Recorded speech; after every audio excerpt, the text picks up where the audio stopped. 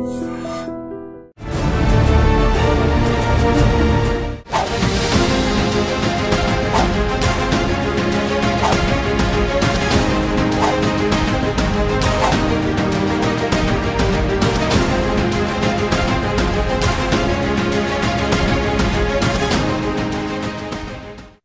To crime analysis. Delhi liquor కేసులో arrest అయిన కవితను ఈ రోజు ఈడీ అధికారులు కోర్టులో ప్రవేశపెట్టారు. తమ కస్టడీ ముగిసింది కానీ ఇంకా ఆమె దగ్గర నుంచి వివరాలు రాబట్టే ఉంది కాబట్టి మరో 5 రోజులు కస్టడీ కావాలంటూ పిటిషన్ వేశారు. కానీ కోర్టు 3 రోజులే అనుమతి ఇవ్వడంతో తిరిగి ఆమెని కోర్టు నుంచి ఈడీ ఆఫీస్ తీసుకెళ్లారు. తీసుకువెళ్తున్న సమయంలో కవిత కోర్టులోనే కొన్ని నినాదాలు చేశారు. తనది అక్రమ అరెస్ట్ అంటూ తనకి న్యాయం చేయాలంటూ ఆమె నినాదాలు చేసుకుంటూ ఈడీ ఆఫీస్కి వెళ్ళారు. ఒకసారి ఆ విజువల్స్ చూద్దాం. Same thing that as 1 year back, it is an illegal arrest. We are going to fight it out. Please. It is a political case. It is a fabricated case. It is a false case. We are fighting it out. Please. They are asking the same thing again and again. There is nothing new. Please. फर्जी case है, गलत case है, illegal arrest है. हम court में लड़ेंगे. ఢిల్లీ కోర్టులో కవిత చేసిన నినాదాలు చూసాం. దీని వెనకన్న ఉద్దేశం ఏంటి? సంవత్సరం నుంచి తను పూర్తిగా తను చెప్పిన సమాధానాన్ని అదే ప్రశ్నలు అదే సమాధానం అడుగుతున్నారు, కానీ ఎక్కడ కూడా తన కొత్త విషయం రావట్లేదు అంటూ ఆమె చెప్తున్నారు. అందులో వాస్తవం ఎంత?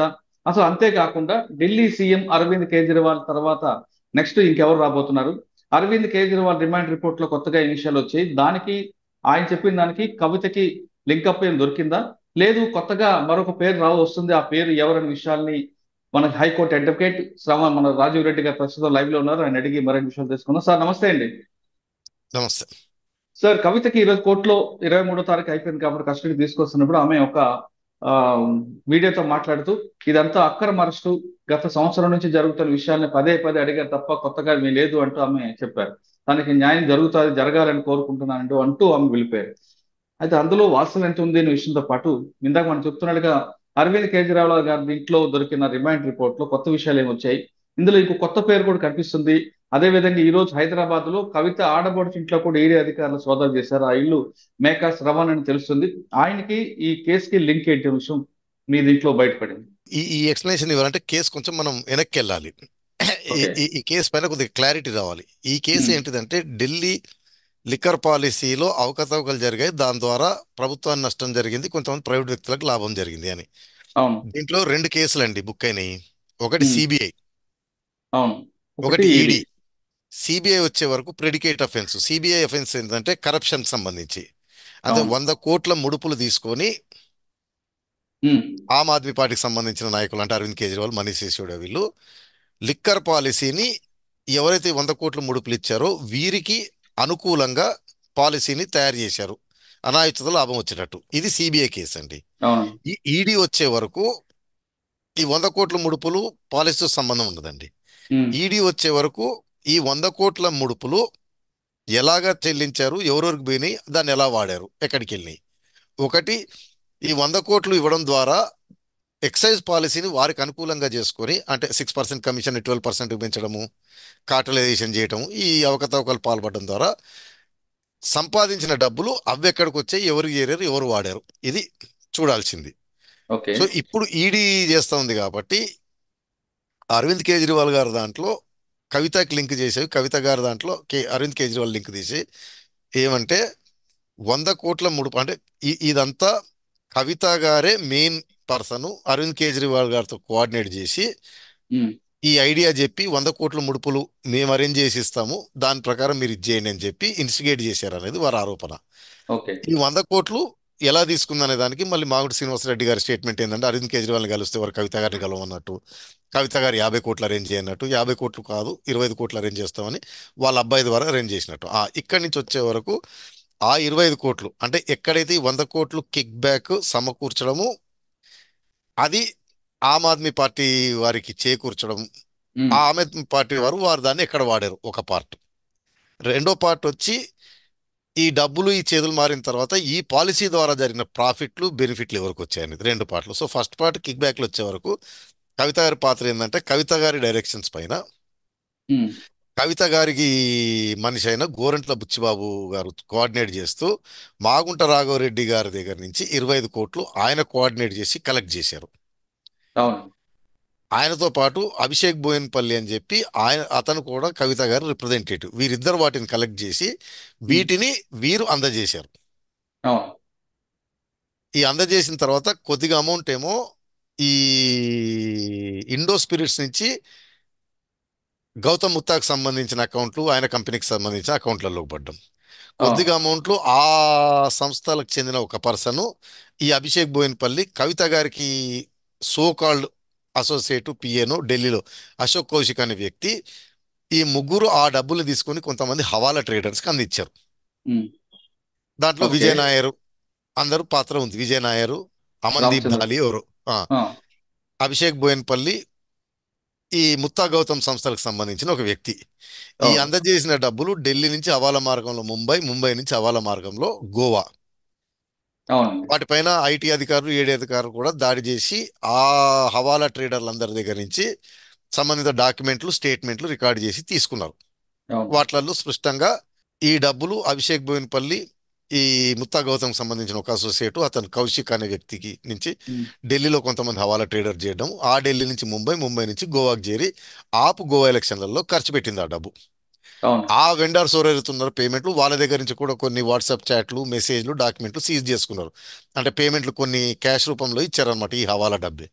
సో ఉమ్, కవిత గారి పాత్ర ఏంటంటే ఈ 100 కోట్లను మొబిలైజ్ చేయటం ఆ ఉమ్, పార్టీకి, ఉమ్, దాన్ని కవిత గారి అసోసియేట్స్ ద్వారా హవాలా ట్రేడర్స్కి రావడం, అది హవాలా రూపంలో గోవాకు చేరి ఖర్చు పెట్టారు ఒక పార్ట్. అవును. అంటే మనీ ఇప్పుడు లాండరింగ్ వచ్చింది. అరవింద్ చెప్పండి. కేజ్రీవాల్ రిమైండ్ రిపోర్ట్ ఏమొచ్చిందంటారు? అదే వచ్చిందంటారా? ఇదే కొత్తగా ఇదే వచ్చారా వచ్చింది, బయటకు? ఇదే వచ్చింది.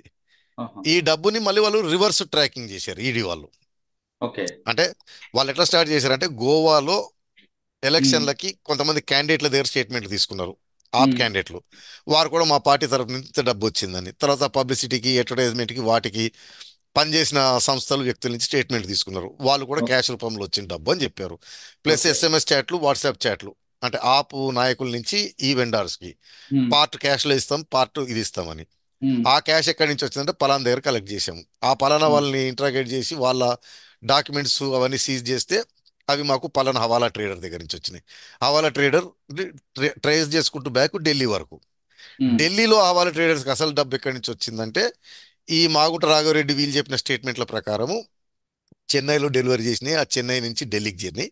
అవును. ఢిల్- ఆ, ఢిల్లీలో ఈ అభిషేక్ బోయన్పల్లి ఆ ముత్తా గౌతమ్ సంబంధించిన ఆ సంస్థకు సంబంధించిన ఒక వ్యక్తి ఉమ్, విజయ్ నాయర్, అమన్దీప్ దాల్ పేరు నాకు గుర్తు రావట్లేదు, వీరు ఉమ్, కోఆర్డినేట్ చేసి ఆ డబ్బులు కలెక్ట్ చేసుకొని ఈ హవాలా ట్రేడర్స్ కంటించినట్టు వాళ్ళ ఆధారాలు సేకరించారు. ఓకే. అంటే ఈ కంటెంట్ అంతా కూడా అరవింద్ కేజ్రీవాల్ దీంట్లో వచ్చింది, అరవింద్ రిమైండ్ కేజ్రీవాల్ రిపోర్ట్. దాంట్లో వచ్చింది. ఆ, ఇప్పుడు అరవింద్ కేజ్రీవాల్ పాత్ర ఎక్కడ తీసుకొస్తున్నారంటే ఇదేమో కవిత గారి పాత్ర. 100 కోట్లు సమకూర్చడం ఉమ్, ఆమ్ ఆద్మీ పార్టీకి లంచం రూపేణా. ఉమ్, ఆ సమకూర్చిన ఫస్ట్ సమకూర్చడం, ప్రొక్యూర్ చేయడం త్రూ మాగుంట రాఘవ వీళ్ళందరి ద్వారా ఈ ఉమ్, డబ్బుని ఢిల్లీకి ట్రాన్స్ఫర్ చేయడం, అవును. ఢిల్లీలో విజయ్ నాయర్ వీళ్ళతో కోఆర్డినేట్ చేస్తూ హవాలా ట్రేడర్స్కి అందించడం వరకు ఈవిడ పాత్ర. ఓకే. నా హవాలా ట్రేడర్స్ నుంచి అది చేరింది ఆమ్ ఆద్మీ పార్టీ ఫంక్షనరీస్కి చేరింది అవును. అక్కడ. సో ఇప్పుడు ఉమ్, అరవింద్ కేజ్రీవాల్ గారి పాత్ర ఏమంటారంటే ఉమ్, సెక్షన్ 70 అని ఉంటుందండి మీకు, ఉమ్, ఈవెన్ చెక్ బౌన్స్ కేసుల్లో, సిఆర్పిసిలలో కూడా ఉంటుంది, మిగతా ఉమ్, చట్టాలలో కూడా. ఉమ్, ఇండివిజువల్ మీరు నేరం చేస్తే ఒకటి, ఒక కంపెనీ నేరం చేస్తే ఒకటి. సపోజ్ అచ్చా. కంపెనీలో మీరు డైరెక్టర్, మేనేజింగ్ డైరెక్టర్, మీరు చెక్ ఇచ్చారు, చెక్ బౌన్స్ అయింది, ఉమ్, నేను మీ పైన కేసు పెట్టాను, మీ కంపెనీ పైన కేసు పెడుతూ ఉమ్, దాంట్లో మిమ్మల్ని ఒక దోషిగా పార్ట్ నిలబెడతాను, అవును. చేస్తాను. ఎందుకంటే ఎవరైతే యాక్టివ్గా ఇన్వాల్వ్ ఉంది కంపెనీ నడిపిస్తారో వారు దోషులు అవుతారు. ఓకే. అంటే ఇండిపెండెంట్ గా చేస్తే 138 కింద వస్తుందేమో. ఆ, ఏదైనా 138, 142. ఆహా. అయితే కంపెనీ నిర్వచనం ఏంటిదంటే మనకి చట్టాలలో కొద్దిగా వైడ్గా ఉంటుంది అనమాట. కంపెనీ కానీ ఆమ్ ఆద్మీ పార్టీ కంపెనీ అట్లా కాదు. ఓకే. కంపెనీ అంటే ఏదైనా registered company, corporate company, partnership or any association of individuals అని ఉంటుంది అనమాట. ఉమ్, ఉమ్, ఇప్పుడు రామోజీరావు గారు కూడా మీకు గుర్తుందో లేదో ఆ కేసులో ఎనీ అసోసియేషన్ అంటే ఏ కంపెనీ కానీ ప్రైవేట్ వ్యక్తుల దగ్గర డిపాజిట్లు సేకరించకూడదు అనేది ఉమ్, ఆర్బీఐ చట్టం. అవును. దాన్ని వైలేట్ చేశారంటే ఆయన ఏమన్నాడు, నాది ఎనీ అసోసియేషన్ ఆఫ్ ఇండివిజువల్స్ కాదు, నాది హెచ్యుఎఫ్ అన్నాడు వాదన. అది హిందూ విభజన పెట్టారు. అవిభాజిత అవును. కుటుంబం ఏదో అని, కాబట్టి అవును. నాది అసోసియేషన్ ఆఫ్ ఇండివిజువల్స్ రాదని. బట్ ఉమ్, అది తప్పు. సరే, ఇప్పుడు అరవింద్ కేజ్రీవాల్ దాంట్లో వాళ్ళు ఏం చేశారంటే, సరే హీ బీయింగ్ అంటే ఉమ్, అరవింద్ కేజ్రీవాల్ పార్టీకి సంబంధించిన కీ ఫంక్షనరీ స్టేట్మెంట్లు తీసుకున్నారు. ఉమ్, అంటే జనరల్ సెక్రటరీ, ట్రెజరర్ స్టేట్మెంట్లు తీసుకున్నారు. వారి ఉమ్, స్టేట్మెంట్లు ఏంటంటే, ఈ పార్టీకి ఆయన కన్వీనర్, ఈ పార్టీలో నిర్ణయాలు అన్ని ఆయనే తీసుకుంటారు, ఈ కంపెనీ ఈ పార్టీ ఫండింగ్ ప్రచారం అంతా ఆయనే ఇన్ఛార్జ్ అని తీసుకున్నారు అనమాట. తీసుకొని ముడుపులు ఆయనకు ముట్టినాయని కాదు, వారి ఉమ్, పార్టీకి ముట్టినాయి, వారి పార్టీ వాటిని ఎలక్షన్లలో వాడింది. Um, being head of the party, um, section 70 కింద ఆయన head of the party incharge కాబట్టి ఆయన చేశారు. బట్ సిబిఐకి వచ్చే వరకేమో ఆ, కిక్ బ్యాక్లు అడగటము, కిక్ బ్యాక్లు సేకరించడము, ఆ, పాలసీని ట్వీక్ చేయడం, ఎక్సైజ్ పాలసీని మార్పులు చేయడం అది. ఓకే. ఇప్పుడు కవిత గారి దాంట్లోకి వచ్చే వరకేమో, ఉమ్, కవిత గారి పాత్ర, ఒక పాత్ర 100 కోట్లు సేకరించడము, ఉమ్, అది ఆమ్ ఆద్మీ పార్టీకి కానీ వారికి చెప్పిన హవాలా ట్రేడర్లకి అందజేయడం వరకు. ఉహు, సెకండ్ రోల్ ఎక్కడి నుంచి వస్తుంది అంటే, సరే ఇప్పుడు ఈ ముడుపులు ఇచ్చారు కాబట్టి వారికి కొన్ని లైసెన్సులు ఉమ్, వచ్చినాయి. అవును. పెద్ద లైసెన్స్ వారికి main allegation Indo Spirits. Indo um, Spirits ఈవిడ వాటాదారని. మరి ఇప్పుడు అక్కడ చేసిన బిజినెస్ లో వచ్చిన అదనపు ఆదాయం ఏదైతే ఉందో ఆవిడకి ఎట్లా ఉమ్, చేరింది అనేది రెండో పార్ట్. ఉమ్, దాంట్లో నేను చెప్పారు, ఇండో స్పిరిట్స్ లో వెనంనేని శ్రీనివాసరావు గారు ఉమ్, కవిత గారి ఇన్స్ట్రక్షన్స్ మీద కొద్దిగా డబ్బు అరుణ్ రామచంద్ర పిల్లేకి ఇచ్చినట్టు, అరుణ్ రామచంద్ర పిల్లే అది ఇన్వెస్ట్మెంట్ కింద చూపెట్టి ఇండో స్పిరిట్స్ లో ఉమ్, పార్ట్నర్షిప్ తీసుకున్నట్టు. ఉమ్, ఇండో స్పిరిట్స్ లో వచ్చిన లాభం కొద్దిగా పార్ట్ అరుణ్ రామచంద్ర పిల్లకి చేరినట్టు, అరుణ్ రామచంద్ర పిల్లే ఓ ప్రాపర్టీగా ఉన్నట్టు. ఆ ఓ, ప్రాపర్టీ కవిత గారి బేనామీనాకు ఉన్నాడు ఎందని ఆ ప్రాపర్టీ నమ్మిన కంపెనీ వారిని విచారించి ఆ, ఒకటి ఎస్టాబ్లిష్ చేశారు. ఉమ్, రెండోది, కొద్దిగా డబ్బు ఇండో స్పిరిట్స్ నుంచి ముత్తా గౌతమ్ గారి కంపెనీలకు చేరినాయి. ఓకే. దాని నుంచి మళ్ళీ అభిషేక్ బోయినపల్లికి, ముత్తా గౌతమ్ గారి అకౌంట్లకి ఏదో క్రాస్ ట్రాన్స్ఫర్లు కొన్ని ఉన్నాయి. ఓకే.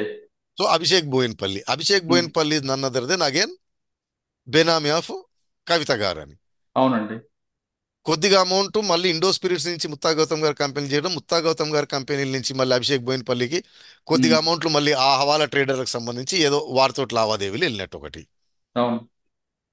ఇదంతా అయిన తర్వాత ఇప్పుడు వచ్చిన కొత్త పేరు మేకా శరణ్. అంటే నాకున్న ఇన్ఫర్మేషన్ ప్రకారం ఆయన కవిత గారి హస్బెండ్ అనిల్ గారి సిస్టర్ కూతురు హస్బెండ్ అచ్చా. ఆయన. సో ఇప్పుడు ఆయన పాత్ర ఏంటంటే, ఈయన పేరు ఫస్ట్ లో వచ్చింది ఎప్పుడైతే ఈ కేసు అయ్యి అప్పుడు మీడియాలో బాగా వచ్చి, ఈయన పేరు ఒకటి రెండు రోజులు వచ్చి మళ్ళీ కనపడకుండా పోయింది. ఆయన పేరు మళ్ళీ బయటకు ఇప్పుడు వచ్చింది వచ్చింది. ఈసారి రైట్లో. ఉమ్, ఉమ్, సో నాకున్న ఇన్ఫర్మేషన్ అండ్ దాంట్లో పెద్దగా రాయలేదు, హీఈస్ ఇన్వాల్వ్డ్ ఇన్ అని రాశారు. కానీ ఉమ్, నాకు అర్థమైనంత వరకు ఈ ఇండో స్పిరిట్స్ లో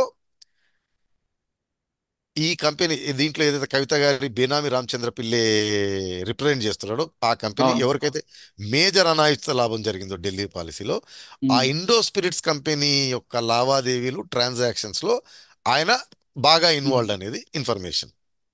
మేకా మేకా శ్రీచరణ్. రీచర్. ఉమ్. సార్ ఇప్పుడు ఈయన మీద ఏ విధంగా యాక్షన్ ఉండబోతుంది?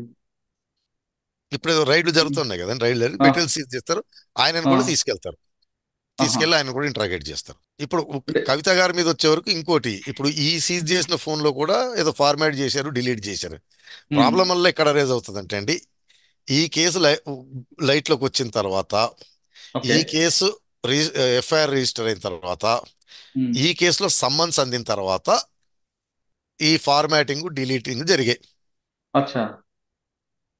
ఇప్పుడు అంటే ముందు. లేటెస్ట్ వారు వేసిన దాంట్లో కూడా, ఇప్పుడు సీజ్ చేసిన కవిత గారి ఫోన్ కూడా ఉమ్, ఈ మధ్యనే డిలీట్ చేశారు అందులో ఉన్న డేటా అంతా అనేది ప్రధానమైన వాళ్ళ- అలిగేషన్. ఆ, అదేమవుద్దంటే, అంటే చెప్పాను కదా మీకు, ఎవిడెన్స్ యాక్ట్ లో కొన్ని సెక్షన్లు ఉమ్, ప్రిజంప్షన్లు కిక్కిన అయితే న్యాచురల్ కోర్స్ ఆఫ్ ఈవెంట్స్ జరగని కేసు బుక్ అయిన తర్వాత, నోటీసులు అందిన తర్వాత డిలీట్ అయ్యాయి. ఉమ్, అంటే దాన్ని కోర్టు ప్రెజ్యూమ్ చేస్తుంది, అందులో కవిత గారికి వ్యతిరేకంగా ఇవన్నీ ఉన్నాయి అని నమ్ముతుంది ఉమ్, అనమాట. ఉమ్. దాన్ని ఎఫెక్టివ్గా కవిత గారు రిబట్ చేయాల్సి వస్తుంది. ఈ రోజు కవిత గారు కోర్టులో ప్రొడ్యూస్ చేసినప్పుడు ఆమె ఇదంతా అక్రమ అరెస్టు, గత సంవత్సరం నుంచి అడిగింది అడుగుతున్నారంటూ ఆమె చెప్తున్నారు. ఆ స్టేట్మెంట్ ఏమైనా ఈడీ సీరియస్ గా తీసుకునే అవకాశం ఉందంటారు? లేదా, అది పొలిటికల్ స్టేట్మెంట్. కాకపోతే ఒకటి, దాంట్లో సంవత్సరం నుంచి అడిగిందే అడుగుతున్నారు అంటే మీరు చెప్పట్లేదు అనుకోండి, అడుగుతానే ఉంటారు. సార్ ఇప్పుడు అరవింద్ గారు తీసుకొచ్చారు, కవిత గారు ఉన్నారు.